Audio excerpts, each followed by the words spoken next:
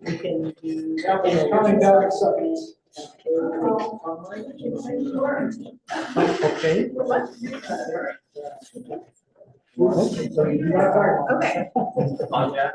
Yeah.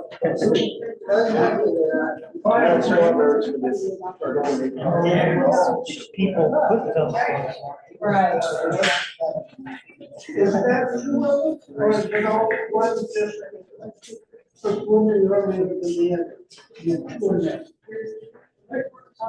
who can I pick on? Diane, can you hear me? And can you see me?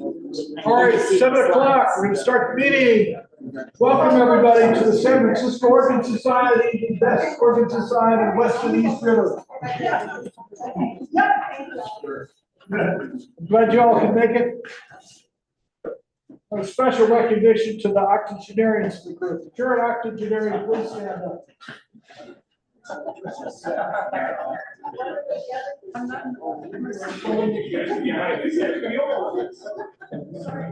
We just have 2 of us here today.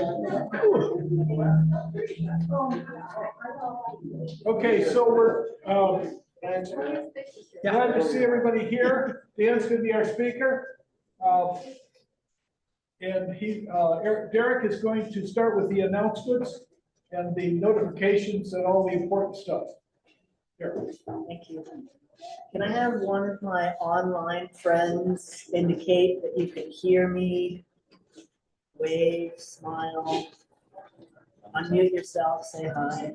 Good, thank you, James. Yeah, it's a little echoey. Great, thank you. So we've got, in a couple weeks, we're gonna go do some East Bay greenhouse tours. I don't see Dexter, or Casper here, but we got Casper at 10. We're gonna have lunch over there, maybe some sandwiches and stuff. We're gonna head over to Gary's, and then we're gonna go to Casper's. Huh? I just went to Casper's, Ron Parsons and I.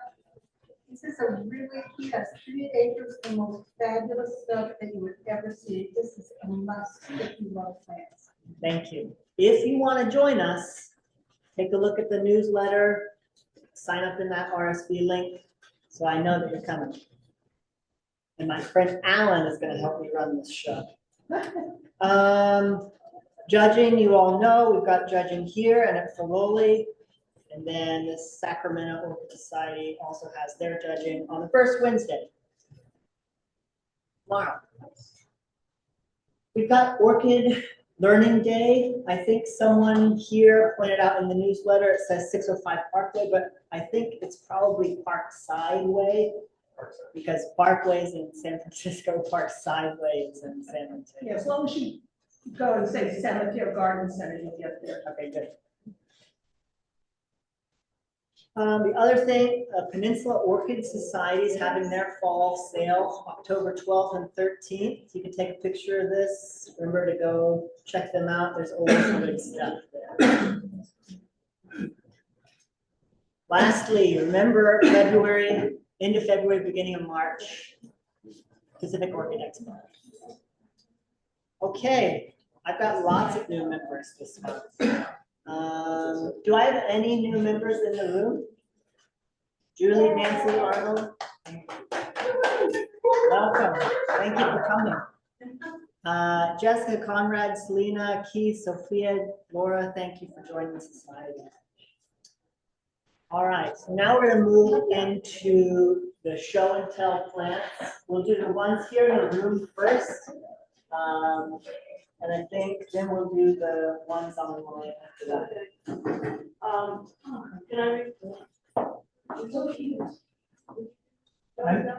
I've been recruited for the live. Let me start my video so that I can.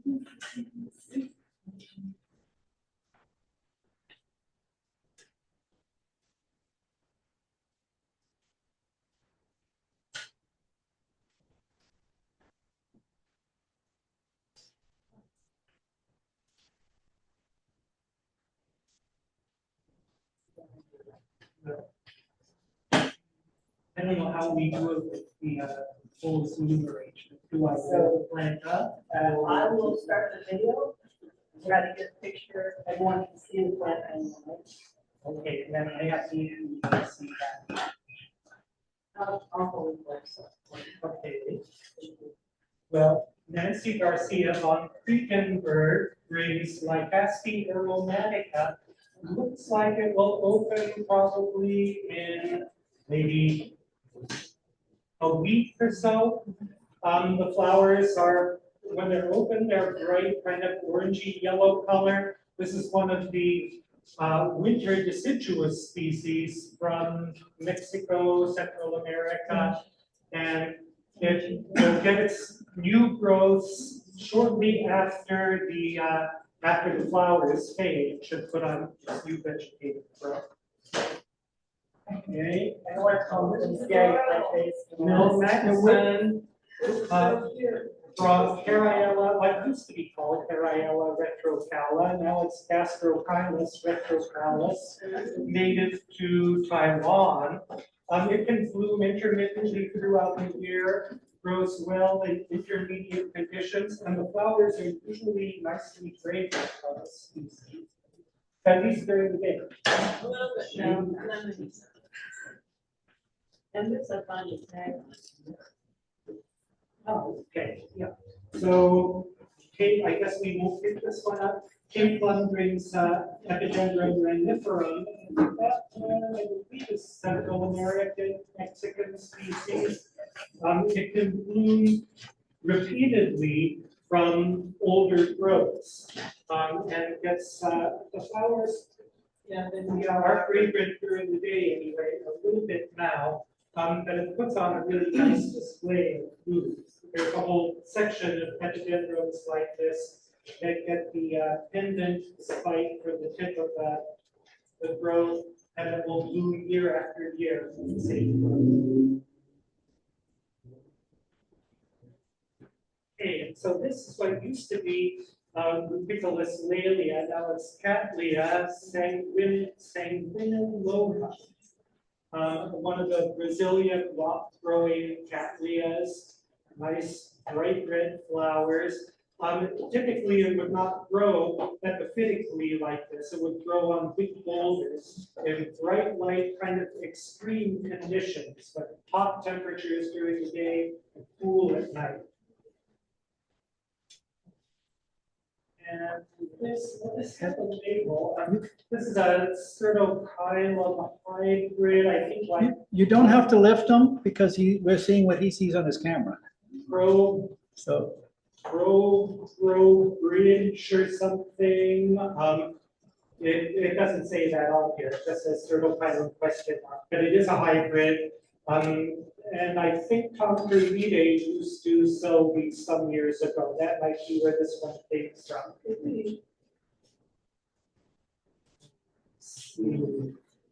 So Justin Payne brings Maxillaria sulfurinitis.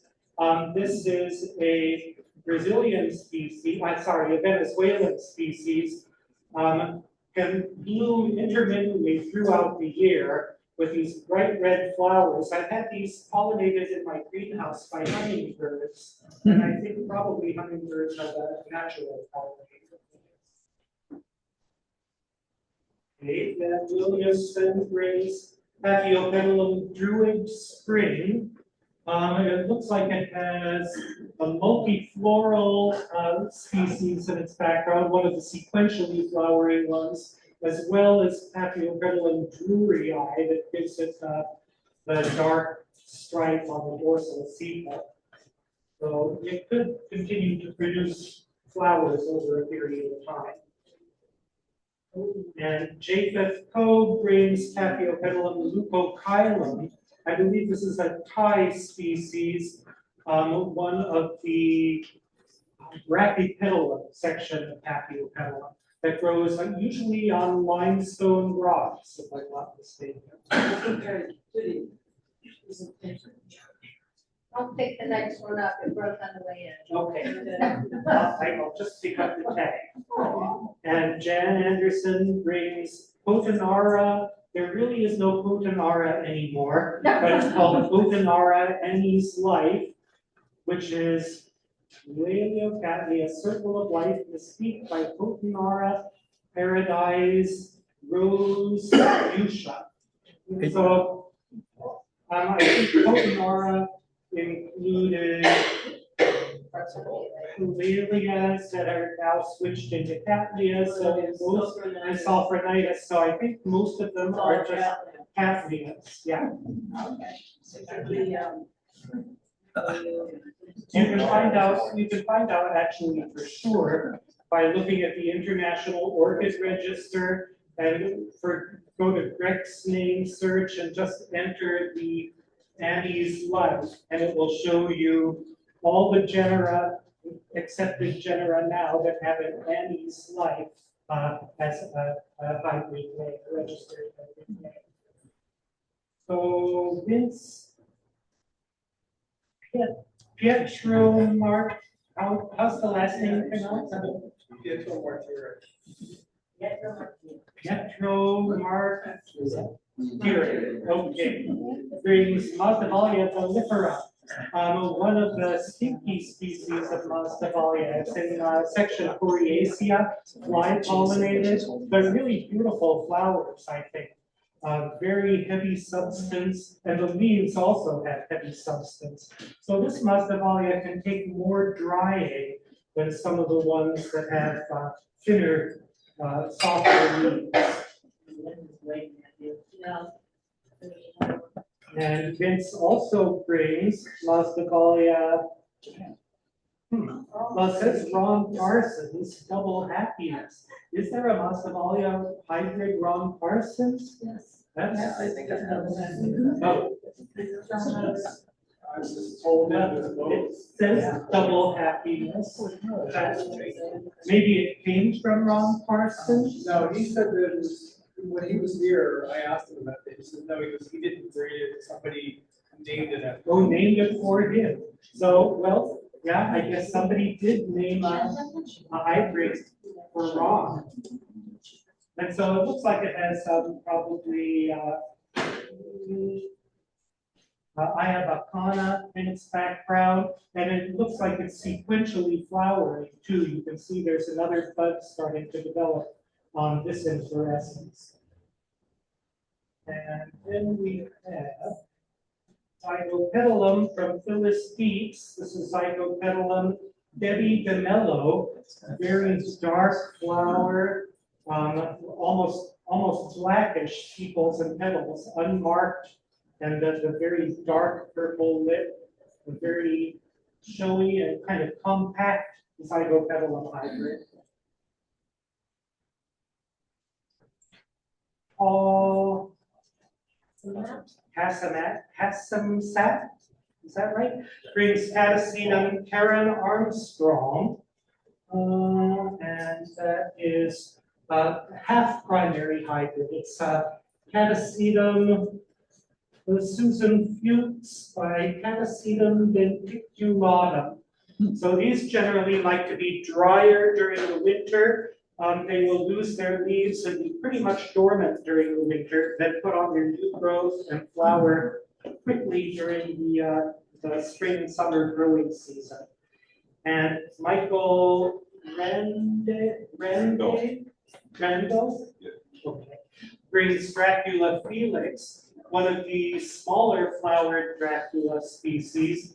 These are often easier to grow and bloom in a wide range of conditions than the ones with the really big flowers, which tend to collapse in low humidity. But this one, the name is called Felix apparently because it can produce lots of flowers at once, like a very happy plant.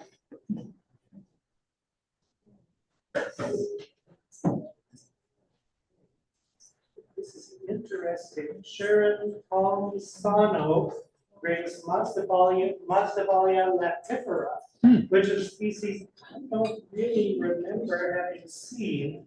This looks like it's also in the Coriacea section. Can you tell if it's stinky? That's a way to recognize some of the Coriacea section species. It's not. Derek says no, it's not stinky. but it has also those very thick leaves and a very interesting little species. And let's see, Sharon also brings a Tolumnia sylvestre from Gold Country Orchids. In fact, it has the clonal name Gold Country. This would be, sylvestre means it comes from the forest. So this one probably grows in more kind of shady forested conditions than some of the other species which grow in kind of more exposed situations. But these usually like warm conditions, frequent watering, but to dry pretty rapidly between waterings. They're tricky to grow in Pacifica because it's a little bit too cold and wet where my greenhouse is. Sharon brings also Scaphocephalum fimbriata. Not actually, yeah, that's Scaphocephalum fimbriata, I think. The Scaphocephalums are nice because they will bloom for a long time from each inflorescence, just one flower at a time, but many over a long period of time. And fimbriatum is for the kind of fringed appearance of the flower. You can see it has little sort of hair-like appendages coming off the sepals. And also, Sharon brings Phalaenopsis taurina, which is Pulcherona variety Chumphornensis. That's kind of the caloric form of Pulcherona, I think. And that is crossed with Fantastic. Oh, that Fantastic is the clone of the Chumphornensis, crossed by Javanica. So a very nice, unusual miniature Phalaenopsis. I thought it was senescent, but it's actually a caloric yellow. Yeah, so you can see the petals have a little bit of the yellow side lobes that the lip has, a little bit of a lip-like shape. And then Dennis Johns brings Phalaenopsis heart milk. And this is a nice white Phalaenopsis. It looks like it's fairly close to the Phalaenopsis species from which these are derived. You see often like the big white Phalaenopsis, but this seems like it's a less complex hybrid. I don't know exactly what goes into its background. A very nice branched spike with gracefully held white flowers.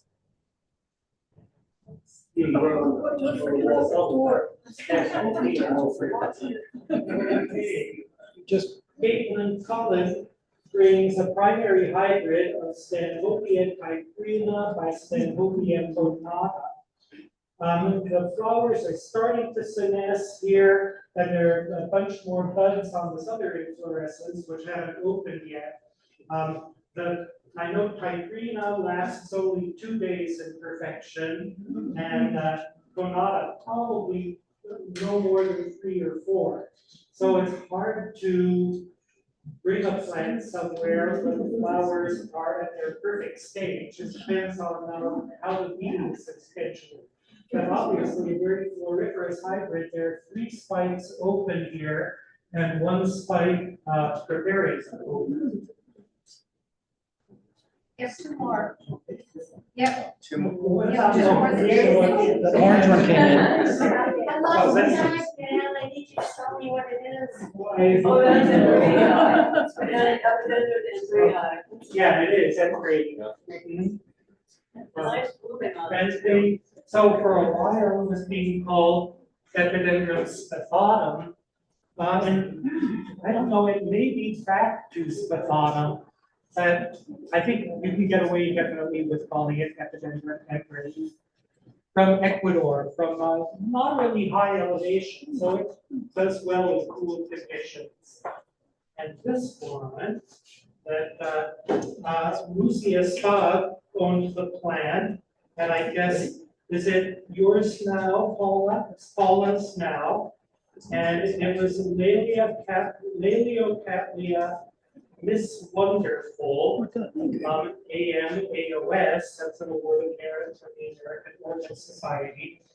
And, the parentage was Mari's Song by Ancestors. So this would be a true Walia Cattleya because it has the true Walia ancestors in its background. A lot of things that were Dahlias have been moved to Cattleya, but Walia ancestors is still a Walia.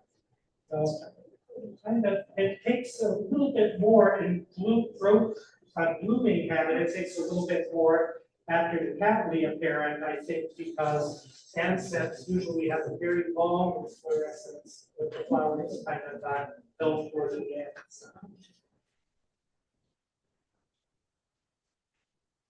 How do you do the online ones? They extend here or the? Well. You need to reshare the slide set. I unshared it so we can pin you. Okay, while we're setting up the online, Yeah. I'd like to ask everybody, if you want to talk to your friend, your neighbor, please go outside so the rest of us can hear the speaker. Okay, because it's kind of rude if you're talking to each other in here and the other people that want to listen to the speakers can't hear them. So if you would please, if you want to talk to somebody else, go outside or use your phone and send them a text. Bling, bling, bling, bling, bling, bling.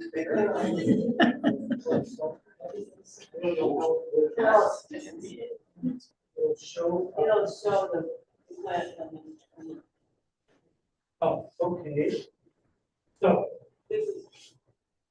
this is Judy Zhu's plant, Phalaenopsis newsberry orchid house. So this is very attractive. I don't know a lot about Phalaenopsis hybrids, but this does look like it has one of the smaller Philippine species in its background that produces this dense spray of fairly petite flowers on a small plant. Is Judy here? Here? I was just curious, she has kind of consistently showing a nice Phalaenopsis, and I was hoping she could tell us how she grows. It looks like it grows indoors. Well, I don't know if it's photographed indoors. Okay, well, Okay, and Judy also is showing Masdevallia floribunda from Dexter from the POE. Floribunda is a Central American species, Mexican and Central American, and it's one of the warmer growing Masdevallias, so probably easy to grow indoors relatively. The flowers are not very big, and the plant is not too big either, but it can bloom profusely. The name means it gets a lot of flowers. Can there be different colors? Because I have one labeled Floribunda and it's like an orange. It does come in a variety of color forms. One of the, so I think at one time, they were all lumped together as Floribunda. At other times, certain species like a dark oak from Guatemala was taken out as Turklinii.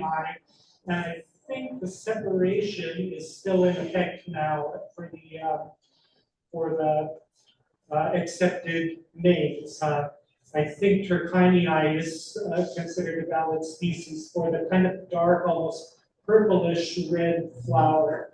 This one looks kind of intermediate. I've seen a lot of lighter Floribunda also. So I don't know if this is really Turklinii or Floribunda. But they both grow the same. And this from Dave Hermeyer, Cattleya resplendens by Peccaviensis by Shaw. It doesn't. And I don't think resplendens is a species or Peccaviensis. So those would probably be hybrid names.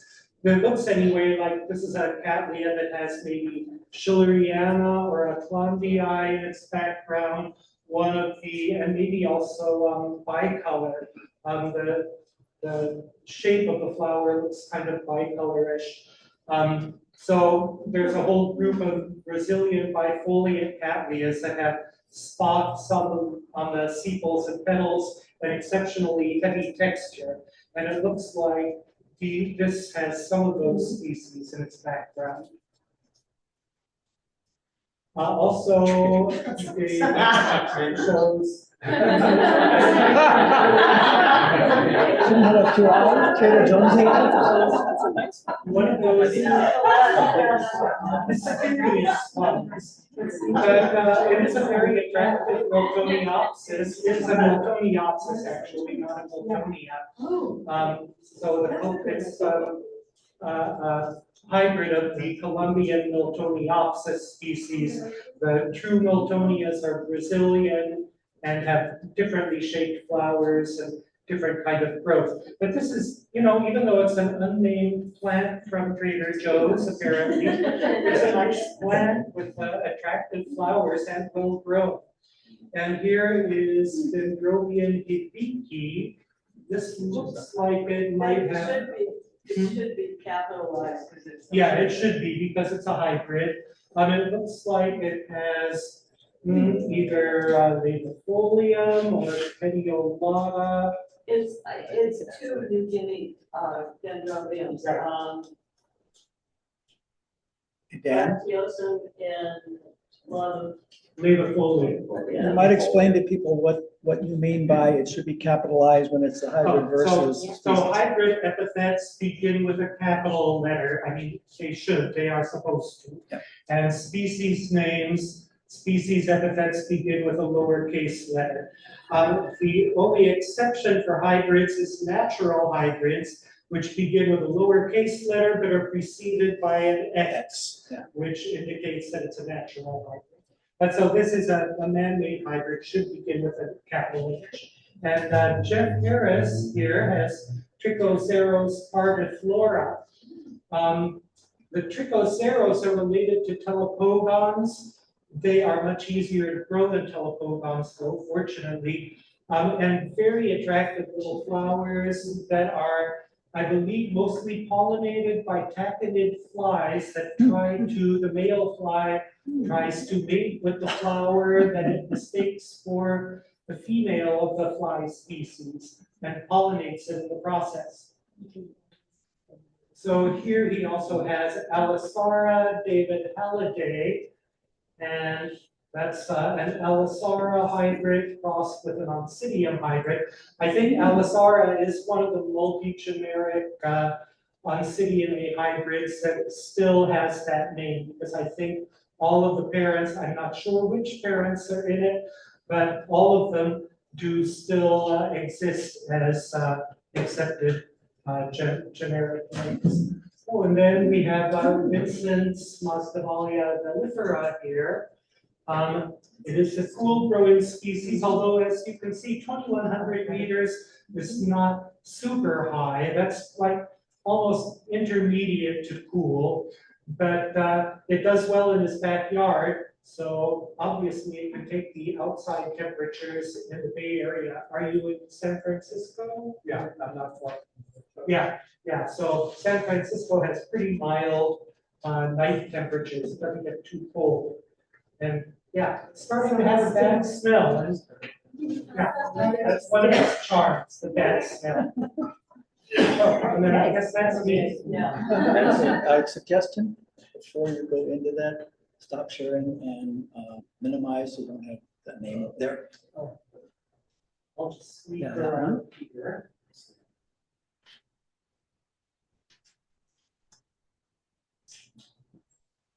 I'm not sure where that audio thing came from, because I think it heard the motorcycle and I think she wanted to do audio. There you go. Awesome. Okay, thank you for doing that. Yeah, and that was impromptu, so thank you.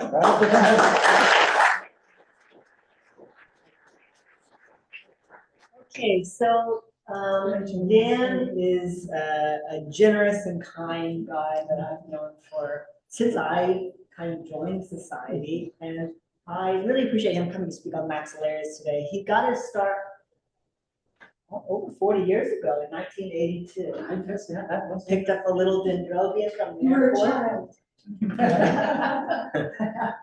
And then about 1996, he had 350 orchids in his one-bedroom apartment, which is, Well, that sounds that's familiar. a big one-bedroom apartment. No. Small orchids. Then he moved to a commercial space, and then I believe, was it in 2000 you started hanging gardens? Well, yeah, I got laid off my corporate job and decided to try doing what I really liked for a living. Okay, good. So that was 24 years ago. Hanging gardens. And then he moved to a larger greenhouse in Pacifica and grows lots and lots of stuff in there. Cool to intermediate growers, a few warm growers in a heated section, and then a lot of orchid companions in there as well. Dan actually joined the society in 1987 and then served as president for a few years in 96 and 97. So with that, I'd like to thank you and welcome you up to the podium. Okay, thanks.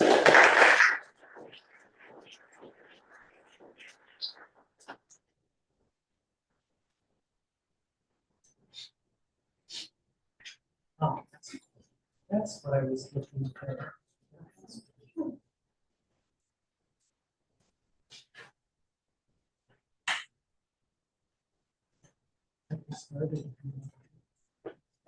Okay, yeah, that'll be good. Thank you. Check with them Well, and see if they can- Thank you very much for inviting me.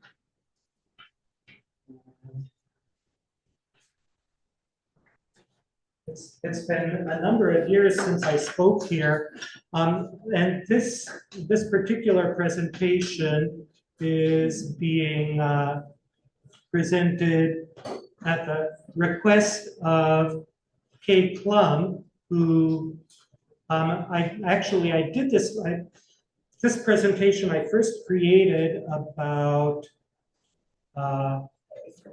no, except I don't want the notes. Oh, you can.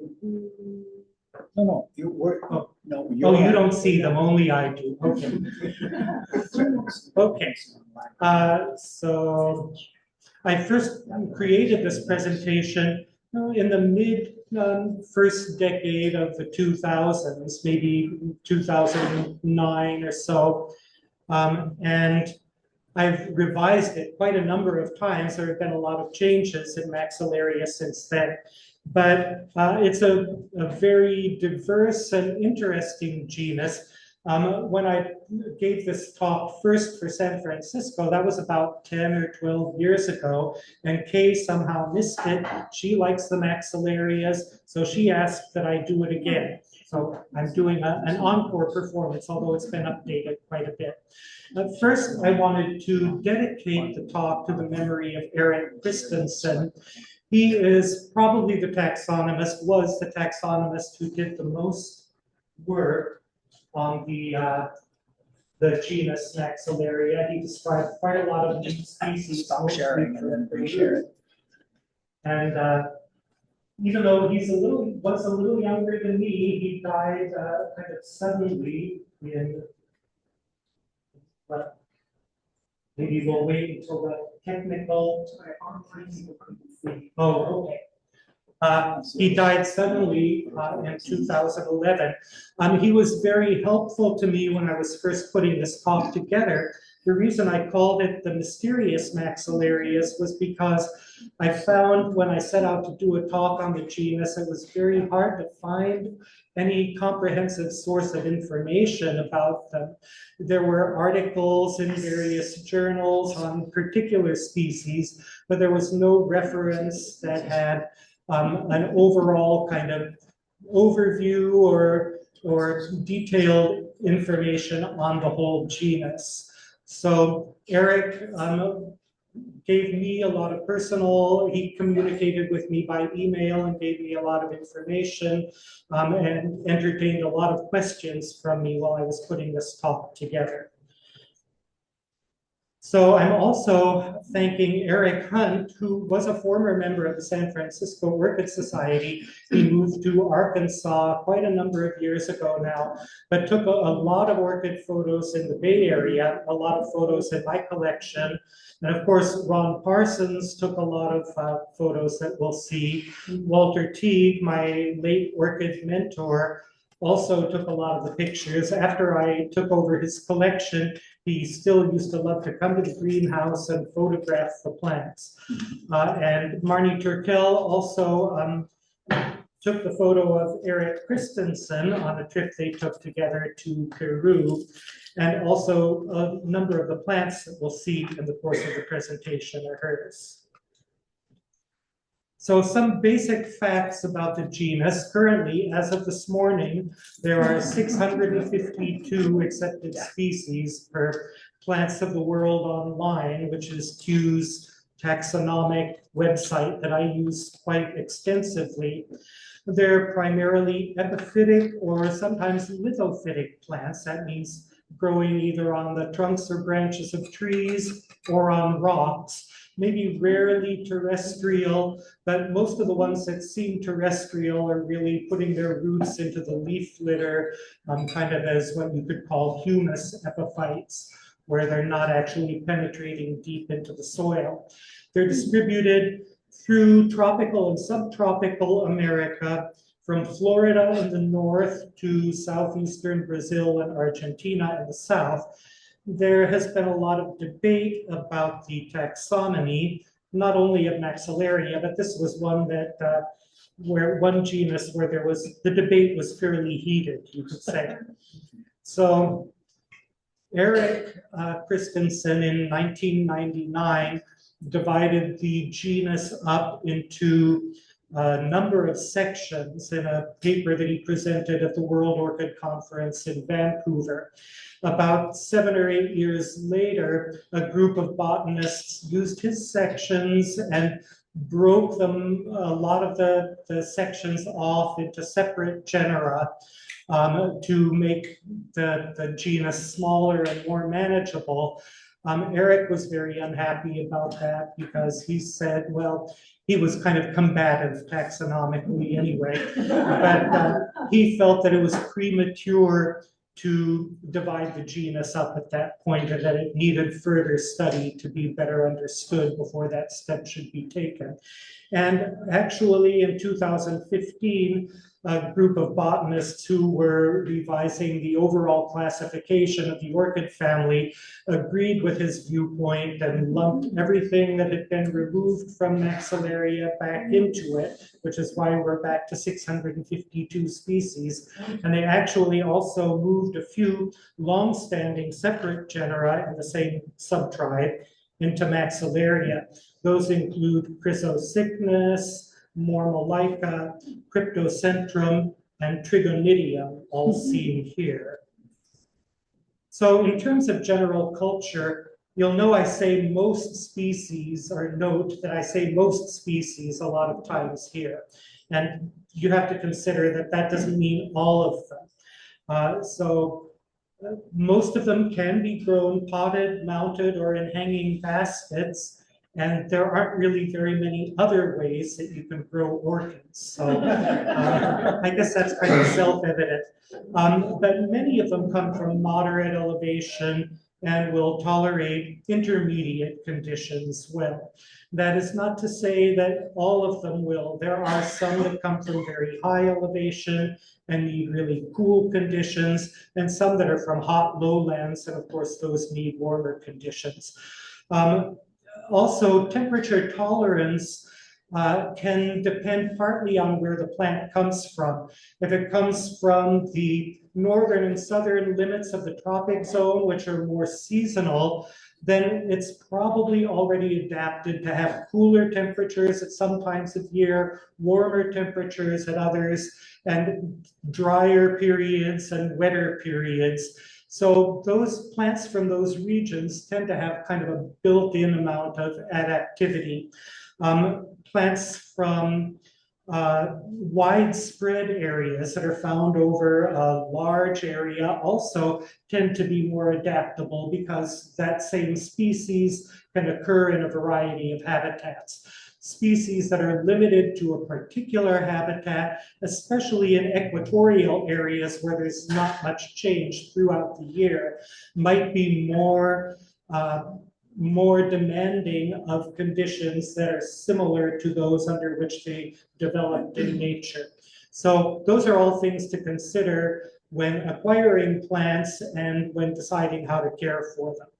Most of the species do like a lot of moisture when they're in active growth, and the ones that are in active growth all year like a lot of water year round. Moderate indirect light will suit most. Most of them don't grow in really high, bright, exposed conditions. There are some that will take the bright light, but many of the large leafed Andean ones, for example, benefit from a certain amount of shade. Most of the species are relatively resistant to pests and disease, but of course, rats like everything. Snails and slugs like flowers of all kinds, and mealybugs and water scale will sometimes affect the maxillarias. I haven't seen too many aphids on them, although those will probably crop up once in a while. But they are not generally pest-prone plants.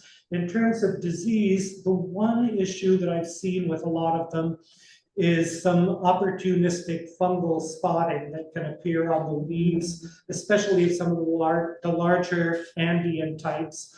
And this is not really harmful to the plant for the most part, but it is unsightly. I think the best way to minimize it without using fungicides, and I generally stay away from fungicides, just my personal preference.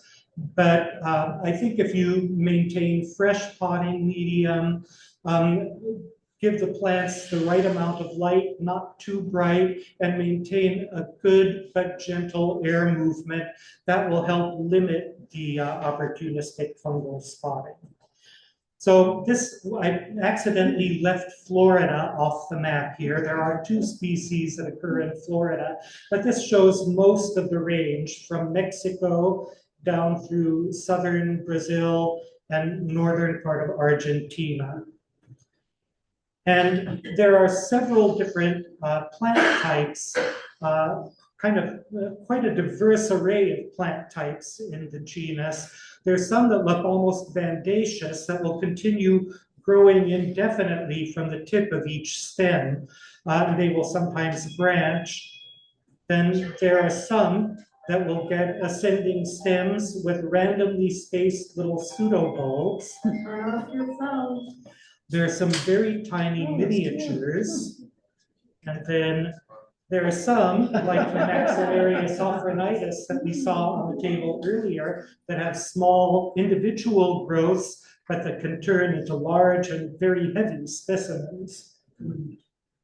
There are also some that have a rambling growth habit with a long rhizome and the growth spaced far apart on the rhizome.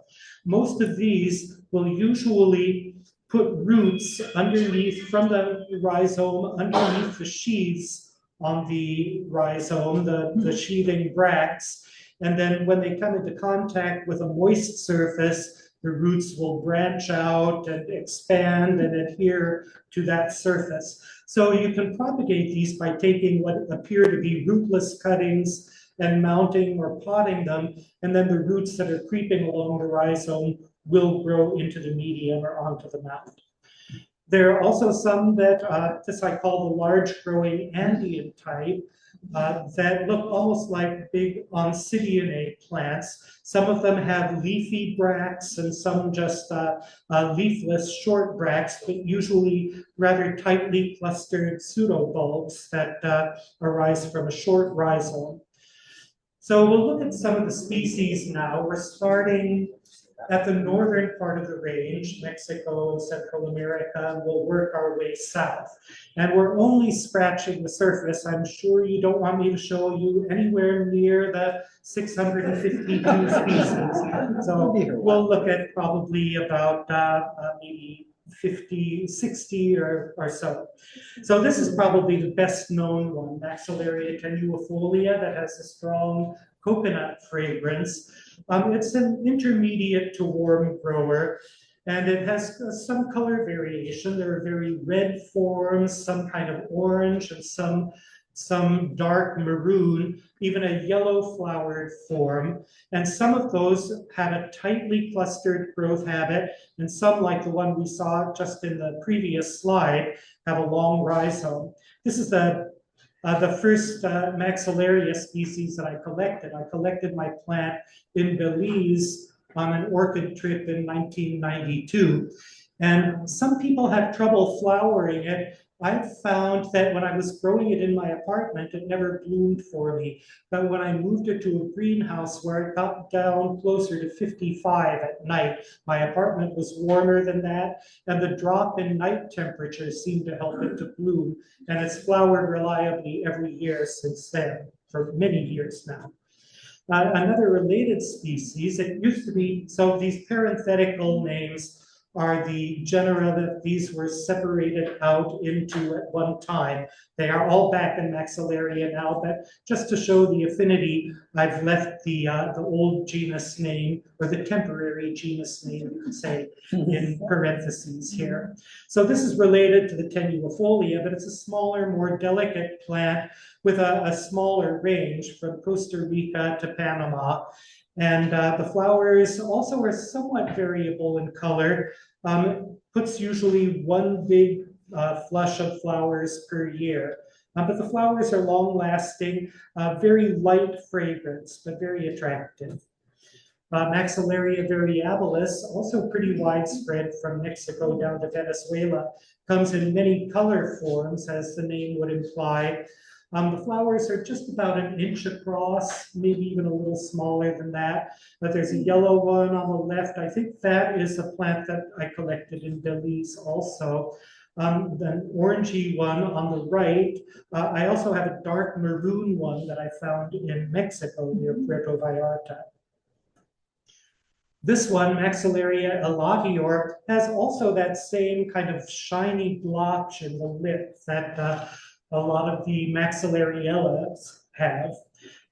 This one does get to be a good sized plant. We saw a photo of it from a long time ago, a little bit earlier, the pot that had the random ascending stems with occasional pseudobulbs. So that was a relatively small pot at that time. Now it takes up about 9 or 10 square feet of bench space in my greenhouse. But it blooms very profusely every year, like late spring, early summer, with a lot of orange flowers. So it's worth keeping on the space, as long as you have room. This one is sort of the odd man out in the Cameridium section that we're going to be looking at. This also has tightly clustered pseudobulbs. It's cuculata, which means hooded because it has a hooding bract behind the flowers. Mexico to Central America, intermediate to warm growing, although it can tolerate cooler temperatures too. Comes in a variety of color forms and can bloom very profusely. This one, a little delicate plant, Maxillaria lancasteri from Costa Rica down to Colombia. It was called Cameridium aurantiacum, which is kind of curious because aurantiacum means golden or orange, and it isn't really golden or orange, but go figure. Here we have Maxillaria carinulata from Costa Rica to Peru. That's a pretty large distribution, so should tolerate a lot of different conditions. I grow it just in the warmer part of the cool section, you could say, of my greenhouse. And it just puts out 1 or 2 big flushes of flowers per year. This one, a beautiful species from Panama, endemic to Panama. When I first saw a plant of this species, it was Marnie Turtel's plant at an exhibit at the Oakland Orchid Show. And I couldn't even figure out what genus it belonged to. I thought it said like an epidendrum or because it has the long bandaceous habit. The flowers I found, I did acquire one. She told me what it was, and I got one, which is now about maybe 4 feet tall or so. It does get to be big. And the flowers only last maybe 4 or 5 days, something like that. But it blooms several times per year, and it's very rewarding when it's in bloom. This one I've grown both cool and intermediate, but right now I have it in the intermediate section. This is the only one of the Cristancinella group that grows in Central America. All the others are Brazilian, but this one actually does grow down to Brazil, but I saw it growing in Belize on my first orchid trip. Little flowers, they're probably half an inch or so from top to bottom, but it's a small little miniature plant too, and it can be very floriferous. Pretty easy to grow in intermediate conditions for me. This one, Maxillaria acutifolia, found from Mexico all the way down to Ecuador. So that's a wide range. And this one was moved into the existing genus Mormolaica in 2007. And Eric was very unhappy about that and said, that's just silly putting it in Mormolaica. But now I guess it's moot because all of Mormolaica has been moved into Maxillaria. And actually some of the Mormolaicas do look a lot like this in profile. This one, Maxillaria rufescens, extremely widespread and extremely variable. Comes in yellow and orange and reddish forms. Some have heavy spotting on the lip, some just a little, some widely opening flowers, and some that keep their petals sort of cupped in front of the flower like this. But I recently was asked by Jeff to identify a Maxillaria from the conservatory's collection, and it, I believe, is this species that was in very full bloom at the time. So now we're crossing over into the Andean part. This is sort of an interesting case. This plant was collected in Ecuador, and Eric identified it for me as Maxillaria rodriguesiana. That species, though, is only described from Costa Rica to Panama. So either the range, this represents an increase in the range, or this is a related but different species. But anyway, I did put it in for AOS judging a long time ago, and it got an AM, and I had to get taxonomic verification, and Eric said it was rodriguesiana. So I guess that's its official name. This one is Arachnides, and this is definitely a South American one, an Andean one from Colombia to Bolivia. Both this one and the previous one just come from moderate elevation in the Andes, so they do well in intermediate temperature conditions. You could say it's a mid-elevation cloud forest where they grow. And here we have Marnie Turkel's beautiful specimen of Maxillaria lepidota. You can see how floriferous these plants can be. You might also notice that some of the leaf tips have been trimmed, because that is something that happens often with these species, is that the tips of the older leaves will gradually die back. And for presentation of a specimen plant, it sometimes looks nicer to trim them. This does prefer cooler conditions rather than intermediate or warm. Is that grown mounted? Yeah, obviously that's a mounted plant, and it appears to be thriving. So you just have to, if you grow it mounted, you just have to be sure to provide enough water, because mounted plants do dry out faster than potted ones. This one I got from a Colombian vendor as lepidota, and you can see there's some similarity to the lepidota. That's not bringing me back. Well, we don't have to go back, but you can see there's some similarity, but I don't think it is lepidota. I think it's a different species. It may have a name, maybe it doesn't. And it does well for me in the same conditions where I grow lepidota. How did we get back there? Probably the same slide in it. Let's see. Sorry, we'll just. There. Okay, Maxillaria ecuadoriensis from Colombia to Peru looks a lot like Lepidota, but the color is different. White flowers basically with that sort of maroon flush down at the bases of the segments. Like Lepidota, it can also be very floriferous. Where I saw this growing was mid-elevation cloud forest. So I think it probably likes a little bit more warmth than Lepidota, which is from a little higher. This is a really spectacular one, Maxillaria fractiflexa, large flowers. They can be up to maybe 8 inches from the tip of the dorsal sepal to the tip of the lateral sepal with a very elegant shape. I saw this growing in very shady, wet cloud forest in Ecuador, just at moderate elevation. So I do think people sometimes grow it well cool also, but I was impressed at how well it was blooming in what seemed like very dark conditions to me. This one, Maxillaria speciosa, is really impressive from Colombia and Ecuador. Unfortunately, it's one of the more difficult ones to maintain in cultivation. It comes from very high, cold cloud forests where it's very wet. And most of us don't like to let our growing areas get like that. I mean, it's not good for most of the other plants and not very comfortable for us. But that makes this species hard to maintain in a mixed collection. Still, if you can, it's extremely beautiful. Now we'll look at some of those that have also the long segments, but they are sort of more strap shaped, not the fine spidery shape like the ones we just looked at.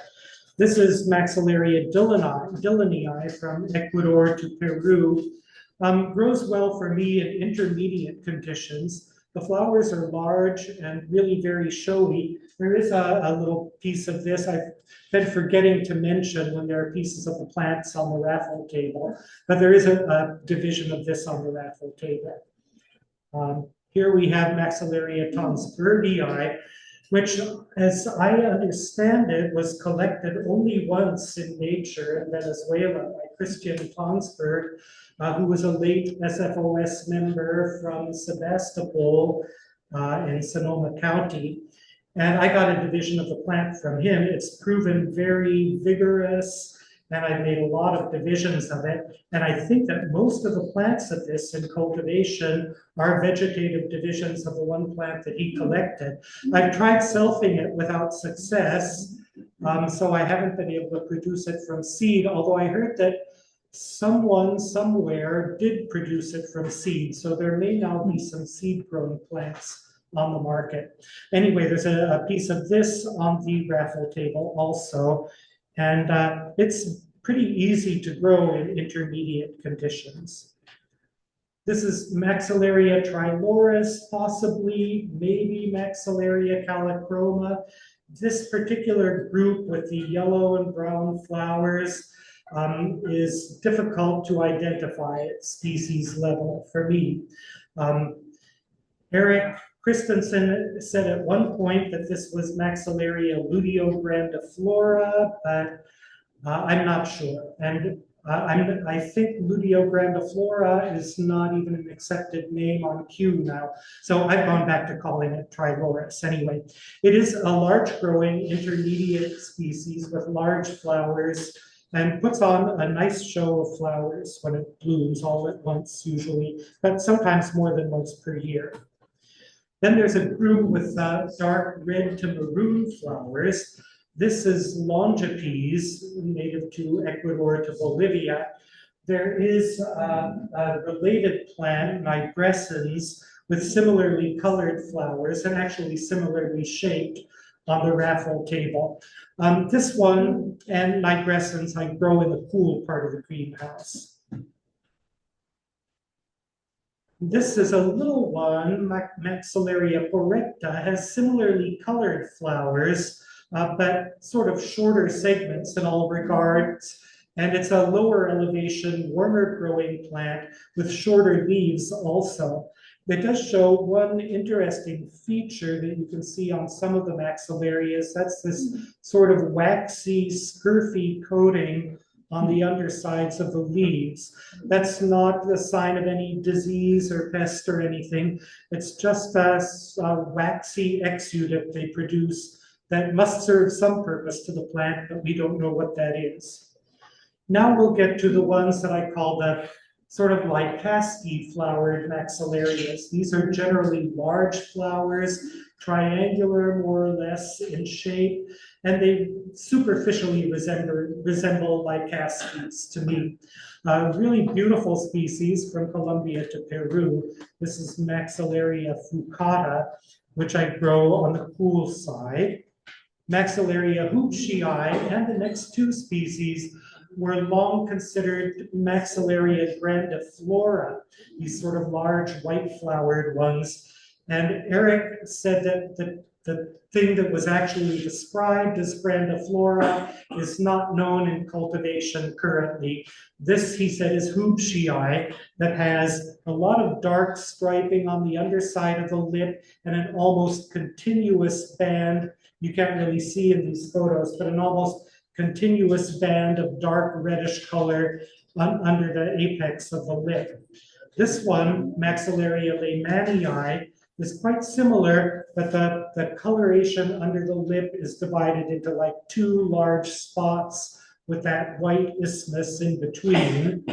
And this one, which also has kind of the two spots, but kind of a different shape and smaller flower, is probably Maxillaria lindeniae from Peru. These all have kind of a peachy fragrance, pretty pleasant. They really do smell like kind of like white peaches.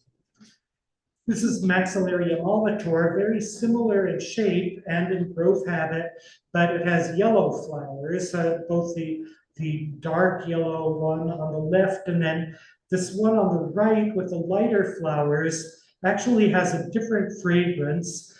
I'm considering them both the same species. They were both labeled molitor, but the different fragrance could indicate that they have a different pollinator, and that could make them different species. So one of the mysterious aspects of the maxillarias. This one I collected in Ecuador, and Eric identified it for me as Irorata. Although I've seen in the trade, Ecuagenera, for example, has something they call Irorata, which has strong striping on the petals, looks rather different than this. So I don't know if theirs is the true Irorata or if mine is, and I probably will never find out. So this one, though, is not easy to confuse with others. This is Maxillaria fletcheriana from Colombia to Bolivia, a large, impressive flower with a very distinctive margin to the lip.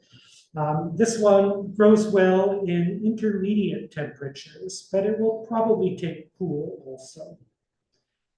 Maxillaria sanderiana, a very showy one in that group, and there on the raffle table there is a plant of a very closely related species, Maxillaria grandis, that looks almost identical. I don't know really what separates it from sanderiana, but both are valid species on cube.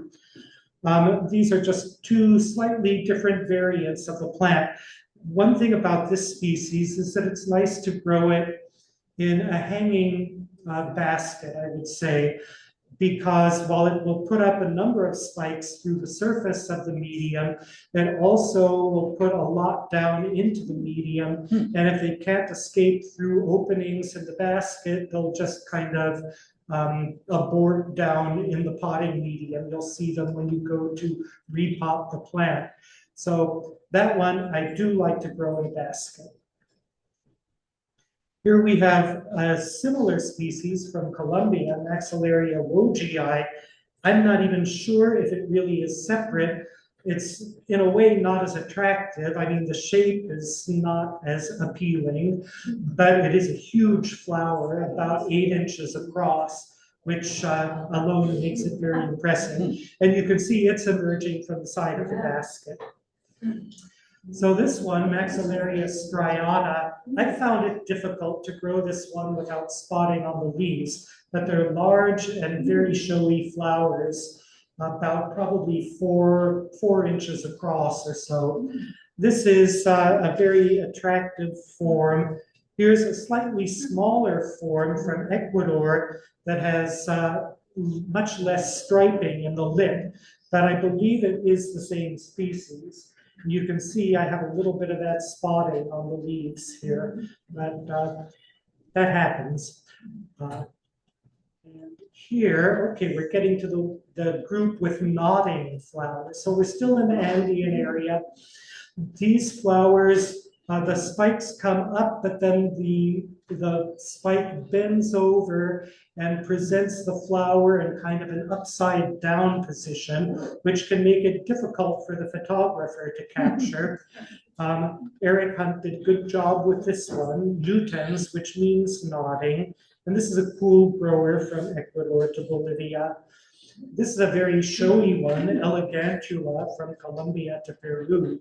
Nice colors and markings, also cool growing.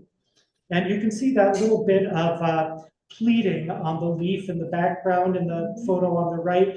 That happens when the plant doesn't get quite enough water while it's maturing the growth. Sometimes that will mean either that the roots are not in good condition and the plant can't absorb enough water, or just maybe that it hasn't been watered enough.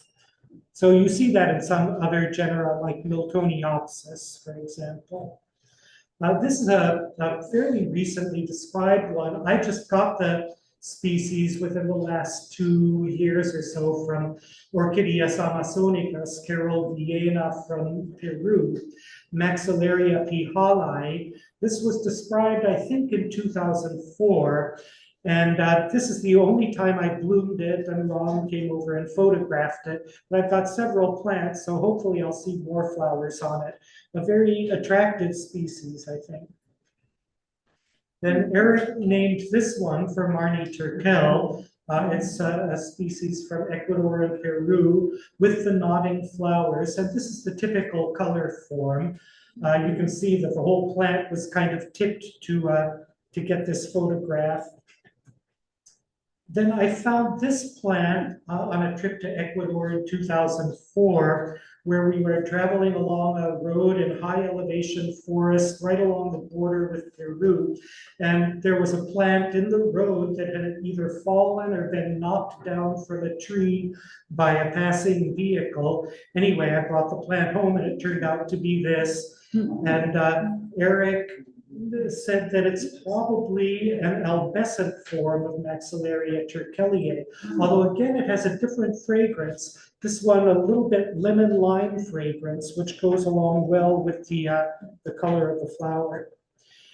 This is probably the showiest and easiest to photograph species in this group because it turns its flowers, they're still nodding, but they face outward from the center of the plant.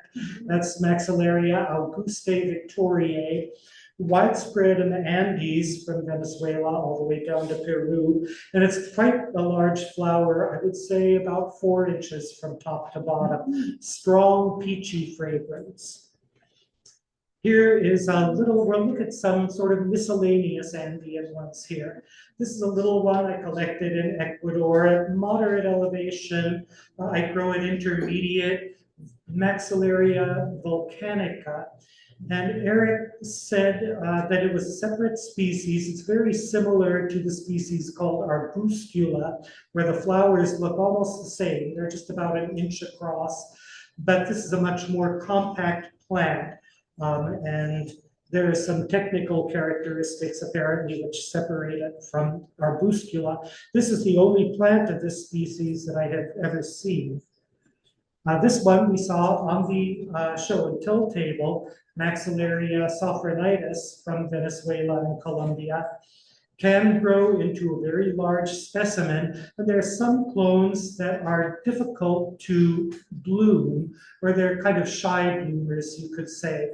But I think the one on the table And some of the ones that I have came from some seedlings that Tom Perlide imported from Popov orchids in Germany.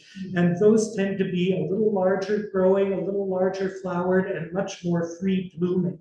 The flowers, you can see, have that sparkly texture, and the one from Germany anyway, blooms intermittently throughout the year, which makes it very rewarding. It can grow also either cool or intermediate.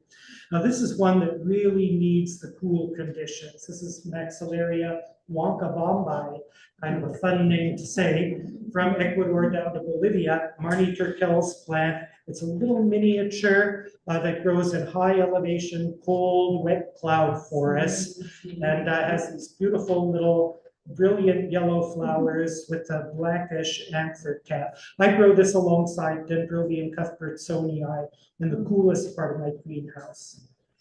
This one also not an easy grower, but I think a very attractive flower with a sort of large smooth lip and the pale green color. Maxillaria uniflora, also widespread but infrequent, I understand, from Costa Rica to Bolivia. I grew it intermediate, but unfortunately I don't have it any longer.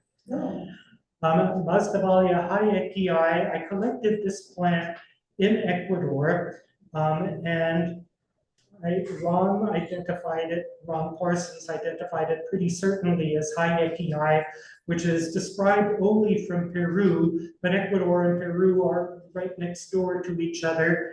And I think a lot of times the orchids don't recognize the international boundaries. And There's a so, line on the map. right. So this one I grow in the intermediate part of the cool section, you could say.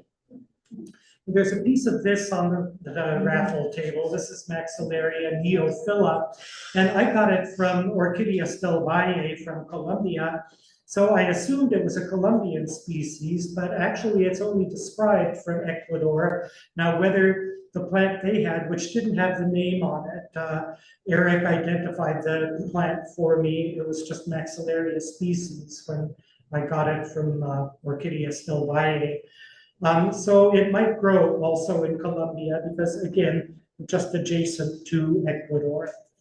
This one I grow intermediate, and it's the flower is 1.5 inches or so across. The plant is nice and compact though, so it doesn't take up much space and can bloom profusely. Maxillaria Perrier from Ecuador is pretty distinctive, very unusual shape, and another intermediate grower.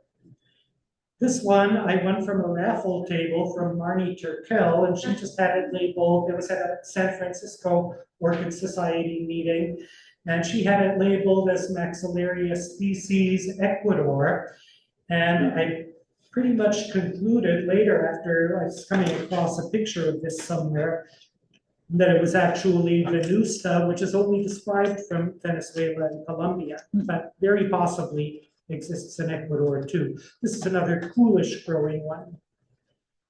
This one, a collected plant from Ecuador, and I couldn't figure out what it was. It's like some of the larger triangular white flowered ones, more just medium-sized flower, but the lip is unusual with that sort of reddish purple dot at the center. And Eric confirmed that that is the species Roseola, which is endemic to Ecuador. This one, the flowers are nothing to write home about. You can see there are 2 open flowers and I think 1 bud on this plant. But it's really, I think, a fascinating little plant. This is Maxillaria whitsenioides, widespread from Colombia down to Peru. But I don't think it's very frequent anywhere in its habitat. This is not my plant. This is a photo I took off IOSPE, don't tell Jay Fall. But I did get a plant of this that is not nearly this robust at this point from Orchideas amazonicas. And I'm hoping, so far it's doing okay in my intermediate section. This one is from low to just moderate elevation. Walter Teague went to Bolivia twice in the 1990s and brought back a number of plants, including some Maxillarias. This is one of them. I have no idea what this species is. Not a large flower. It's probably 2 inches from top to bottom, but attractive and interesting.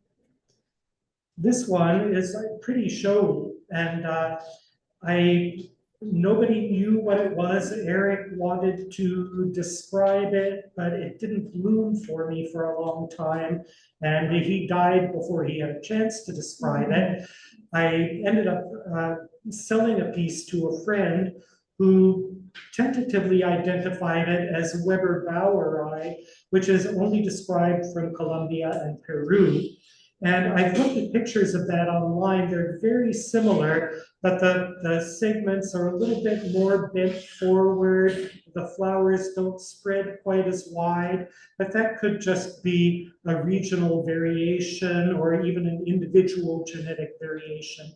So chances are this is Weber Baueri, a moderately sized plant that grows well in intermediate conditions and can be very floriferous. And there is a mounted division of this on the raffle table. So Walter also collected this species. Here's a picture of the flower, and the photo on the left is the plant when that was blooming. Unfortunately, not the whole plant. It was mounted on tree fern fiber at this time, but it had very long leaves, about maybe 2.5 to almost 3 feet. And pendant growth habit, which is pretty unusual in Maxillaria. And the photo on the left was the first time it bloomed. Then it looked like it kind of got bleached in the sun in my greenhouse. And the photo on the right is when it bloomed a year or 2 later. Yep. Lots of flowers, although not quite as nice flowers as on the first one. So this was unidentified for a long time. Then just maybe 2 weeks ago, I was trying to look up Maxillaria grandis on Poho, and when you enter a name there, it will autofill when you enter like the first letter of the species name, it will autofill it with the potential species names that are in the system. And I saw there was one when I entered the G, gladiata. And I thought, gladiata, that sounds like it would mean sword-like or something. And just on a hunch, I looked at it, and this was one of the few where they had a photo of the plant. They're trying to add more photos on the cube, but it's sort of a long process if they're showing all of the species in the orchid family. So I'm pretty sure that this one, which was described only in 2014 from Peru by Andre Schweitman, is the same as the one that we saw here. It looks very similar to me. So I'm tentatively going to call it gladiata now, although I only have one tiny fragment of it left. So I sold half of the plant to Andy about maybe 15 years ago, and hopefully he still has it going. So now we're getting down to the Brazilian section. That means we're getting toward the end of the talk, too, you might need to know. This is Mary Gerritson's beautiful specimen of Maxillaria neo-widei.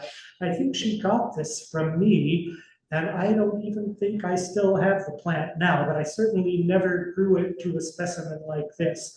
So she found, obviously, just the right conditions for it. Native to Brazil and Argentina, northern Argentina. How big is that? That's very tiny. The leaves are probably, well, the pseudobulbs, I would say, are about 1/4 of an inch or a little less, and the leaves maybe about the same or a tiny bit more. And then the flowers about between 1/8 and 1/4 of an inch across. Closer to 1/8, I would say. So here is Maxillaria picta. Picta means painted, and it's kind of interesting. A number of the Maxillarias have this characteristic of having the markings on the outside or external surface of the segments. It's mostly just kind of ochre yellow inside, but has the reddish spotting outside the flower. And this one, most of these that used to be in Brasiliorchis have 2 leaves per pseudobulb. They're generally pretty tough plants, and they're subject in nature to seasonal variation, so that makes them pretty temperature tolerant.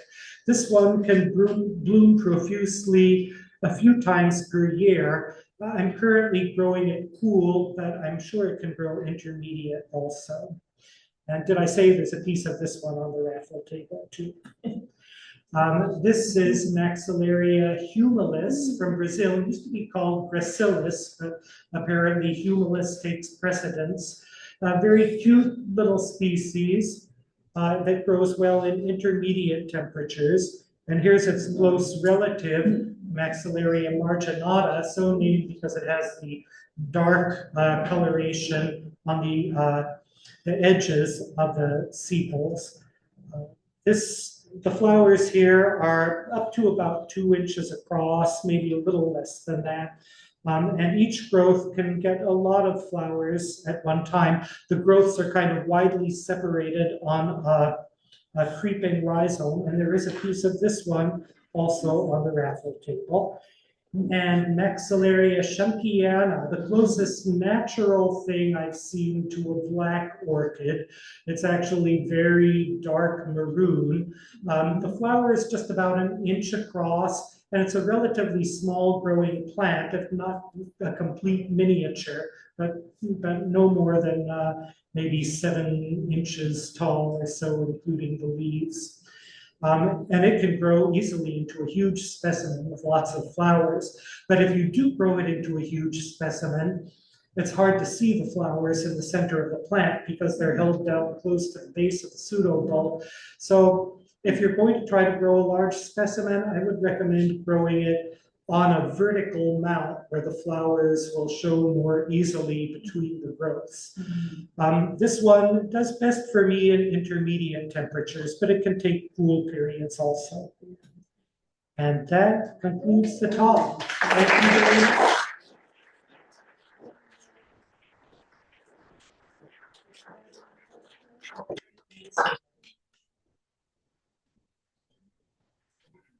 Yes.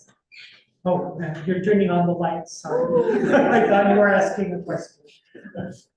So there, I forgot to mention, there's a piece of the schunkiana also. You've got a lot of nice pieces. So I have a question. Yes. You see some of those maxillarias, the ones with the glossy inside of the lip. Oh, maxillaria. The function of that, is that a We pheromone? don't know. It obviously, I think it would not have developed across all these species if it didn't serve some function for the pollination of the plant. But we don't really know. As far as I know, the pollinator of these plants is unknown. So we don't know really what creature it's trying to attract or by what mechanism that glossy patch attracts the pollinator. Yes. Are all of them one flower per inflorescence? Yes, that's one of the defining characteristics of Maxillaria, is 1 flower per inflorescence.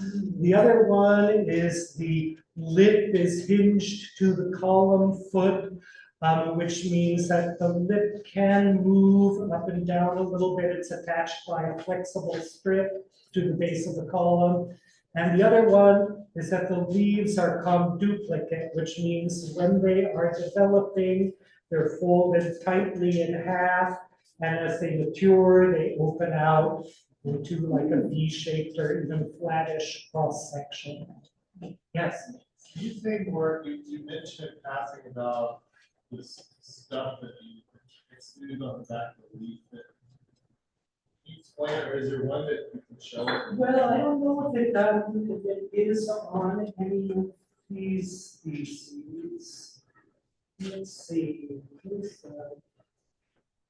I'm not seeing it on here.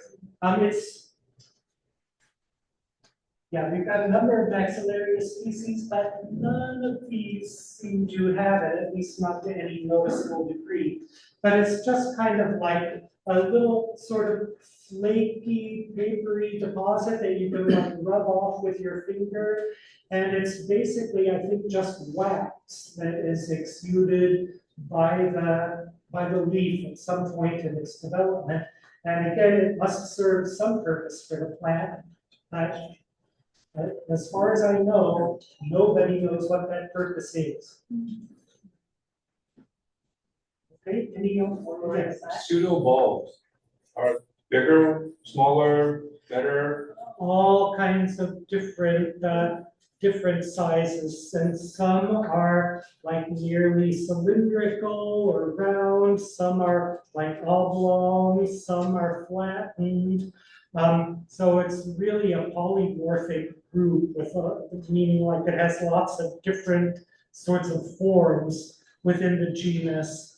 And I think there are even species that don't have any apparent pseudobulbs, that just have a long, continuously growing stem with alternating leaves. So lots of variation on that story. And some of the pseudobulbs actually, like of the volcanica, are purple spotted. They get they're green basically with little purple spots all over the pseudobulb. So lots of different characteristics. Yes. Do plants keiki? A lot of them do, especially you could say the ones with creeping rhizomes. The rhizome can be severed even with no apparent roots, like not at the base of the plant, and it will make a separate plant. They don't keiki from the inflorescence. So the flower spike just bears a flower. I've never seen one bear a plantlet from the spike itself. I'm reminded of some of these ones with really variegated leaves, like pseudo Reichenhemiana. Do you grow that one? Yeah, so there's a question. Some of the ones that are really variegated, like they have really strong like white spots Yeah, on them. Just want to make sure everyone can hear you. There are, I think, only a relatively small number of Reichenheimii and pseudo-Reichenheimii are the only ones that I can think of offhand that are both Andean species, and the upper surface of the leaf is green with like kind of whitish or silvery spots all over the surface of the leaf. I think you can actually rub or scrape those spots off. So those might actually be composed of the waxy deposit that the leaf creates. Also, a lot of those are purple, I believe, on the underside of the leaf, which makes for a very attractive plant, even when it's not in bloom. And those, I think, are all intermediate growing. I think they like more heat than a lot of the higher elevation Indian ones. Okay, thank you. Appreciate it.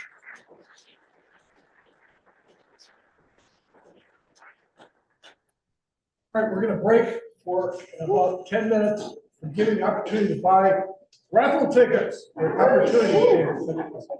So come take a look at the plants that are available and grab your money. Buy online, people.